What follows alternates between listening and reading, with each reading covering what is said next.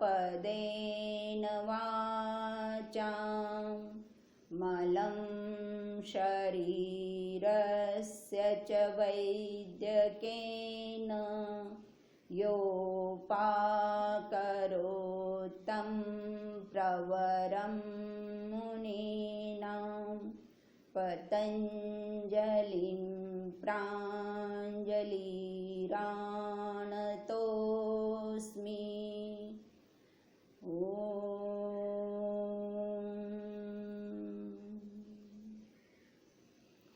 आज हम समाधिपाद के तीसरे सूत्र के बारे में जानते हैं। तदा द्रष्टु स्वरूपे अवस्थानम। तदा यानी तब, द्रष्टु यानी दृष्टा देखने वाला, स्वरूप यानी मूल स्वभाव, अवस्थानम यानी स्थित होना।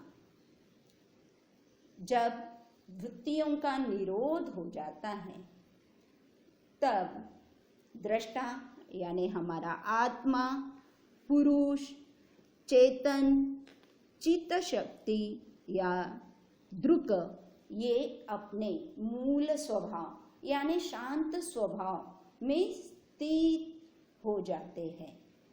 अब ये जो सूत्र है हमारा दूसरे सूत्र पर आधारित है।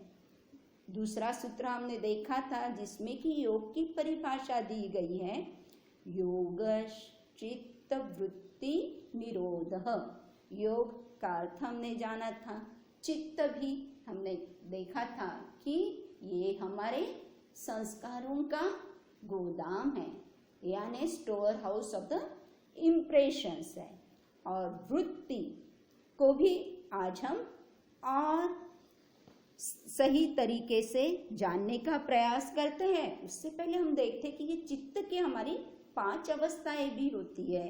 इन 3 गुणों के कारण जो हमारे सत्व रज तम जिनसे ये प्रकृति निर्माण है, वो 3 गुणों के प्रभाव के कारण हमारी चित्त की 5 अवस्थाएं हो जाती है, मूढ़, क्षिप्त, विक्षिप्त, एकाग्र और निरुद्ध। अब हम जानते हैं वृत्ति कैसे तैयार होती है। इस वृत्ति के अंतर्गत तैयार होने के लिए सर्वप्रथम हम जानते हैं कि जो दृष्टा है, पुरुष है, उससे प्रकृति का निर्माण होता है और प्रकृति से महत के अंतर्गत आता है अहंकार और हमारी उसके बाद हमारी 5 तन्मात्राओं के, और ये 7 चीजें प्रकृति के अंतर्गत आ जाती है। और विकृतियां जो हैं वो 16 है, जैसे हमारी 5 महाभूत, 5 कर्मेंद्रिया, 5 ज्ञानेंद्रिया और हमारा एक मन जिसे हम उभयनेंद्रिय कहेंगे, जो ज्ञानेंद्रिय का भी काम करता है और कर्म का भी काम करता है, दोनों को मिलाकर।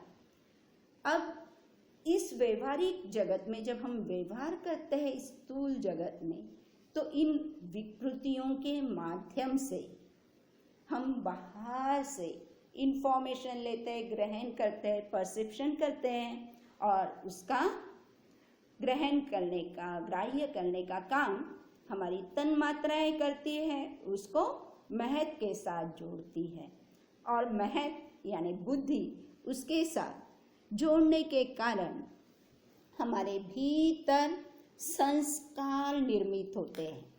और यानी उन संस्कार निर्मित होते हैं और उन संस्कारों पर जो है रज और तम गुणों का प्रभाव के कारण हमारे भीतर आसक्ति निर्माण होती है और जिसके कारण राग, द्वेष और डर आदि पैदा होता है और एक संस्कारों का आवरण बन जाता है।